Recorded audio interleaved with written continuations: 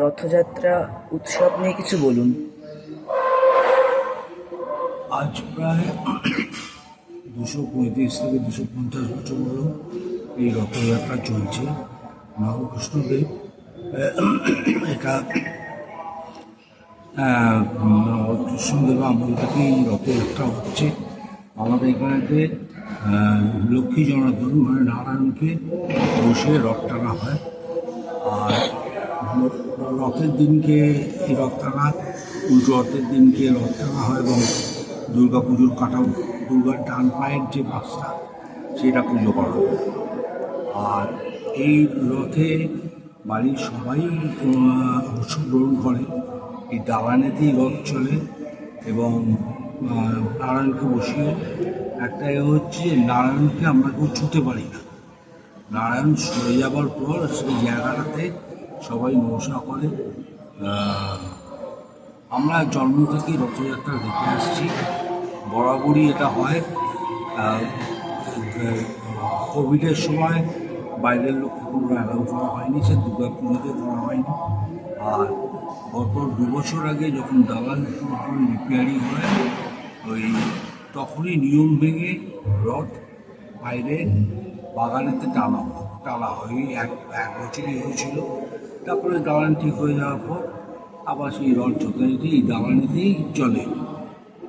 সোজা রথের দিনকে গোপীনাথের ঘরের সামনে থেকে রথ আসে, গিয়ে শেষ হয় লক্ষ্মী ঘরের দিকে। আর উল্টো রথের দিনকে লক্ষ্মী ঘর থেকে রথ আসে, এসে গোপীনাথের ঘরের সামনে শেষ হয়। আপনার নাম? আমার নাম শঙ্কর কৃষ্ণ দেব। আমি এ বাড়ির সদস্য। আমি 8ম জেনারেশন।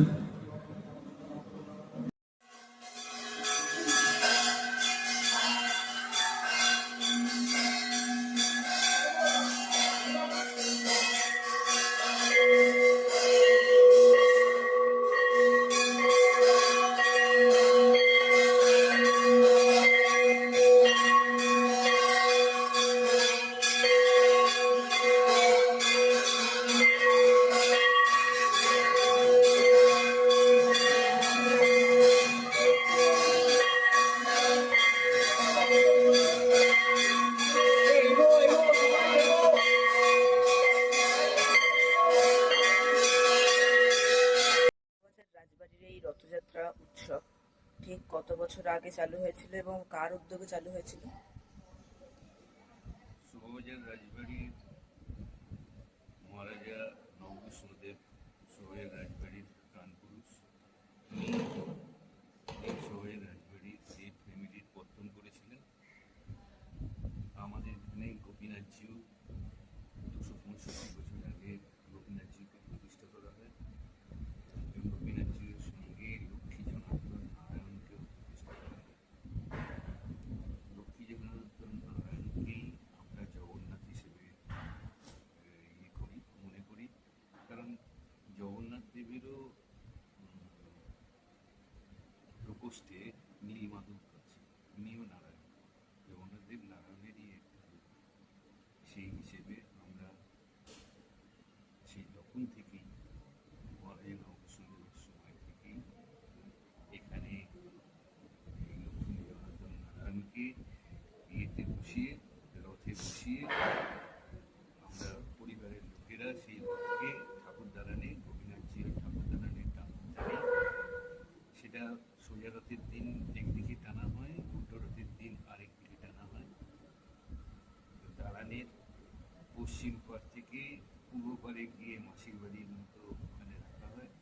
আবার উল্টো রথের দিন পূর্ব পাড় থেকে পশ্চিম পাড়ে 7 পাক এই দালানের মধ্যে ঘোরানো হয়। ঘোরানো হয়ে পূর্ব পাড়ে আবার আসে। লক্ষ্মী জনার্দন নারায়ণকেই আমরা শ্রী জগন্নাথ রূপে আমরা স্মরণ করি। আচ্ছা, আপনার নাম? আমার নাম শ্রী দেবাশিস কৃষ্ণদেব।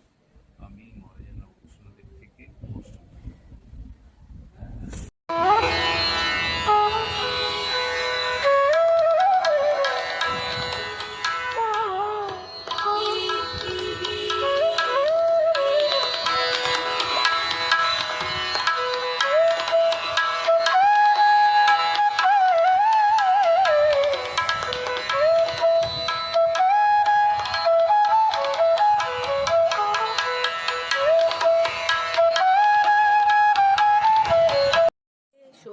রাজবাড়ির রথযাত্রা উৎসব।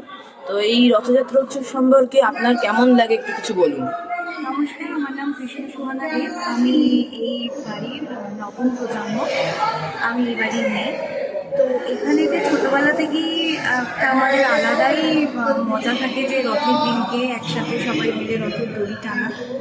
আর তারপরে সোজা রথের দিনকে তো এমনি পুজো টুজো সব হয়ে যায়, রথ টানা হয়। উল্টো রথের দিনকে আমাদের বেশি করে আনন্দ হয়, কারণ সেদিনকে আমাদের মা দুর্গার কাঠামো পুজো হয়। তো সেই দিন থেকে আর কি আমাদের দুর্গা পুজোর আনুষঙ্গিক সব কিছু শুরু হয়ে যায়। তো সেই মজা একটা আলাদাই ব্যাপার, যেখানে যে পুজো পুরো ব্যাপারটাই হয়ে যায়, মানে আনন্দ। আর ওই একটা ভীষণ আনন্দের ব্যাপার আমাদের কাছে। আচ্ছা, অনেক ধন্যবাদ। আমি এখানে দেখতে পাই আমাদের মানে রাজা যখন শুরু করেন এখানে পুজো 1790 সালে আমাদের দালানেই রথটা আনা হয়। আমাদের যে নারায়ণকে জগন্নাথ হিসেবে মানা হয় এবং নারায়ণকে রথে বসে এখানে দালানেই রথটা আমরা বাড়ির সবাই পরিবারের সবাই মিলে এই রথটা। আচ্ছা, আপনার নাম? আমার নাম সোনালী ঘোষ। আমি এই পরিবারে অষ্টম জেলায়। আজকে শুভ রথযাত্রা কেননা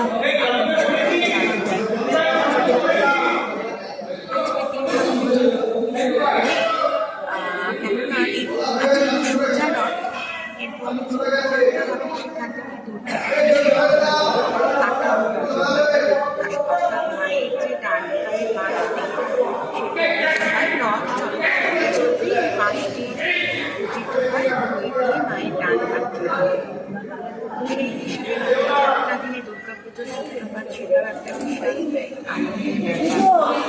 আর এই রথযাত্রার উপলক্ষে একটা পারিবারিক মিলন, পরিবারের লোকে আসে আলাদা করে জগন্নাথ রথে বসে আমাদের যে নারায়ণ শিলা আছেন, যিনি রোজই নারায়ণ শিলাই রথে বসে এই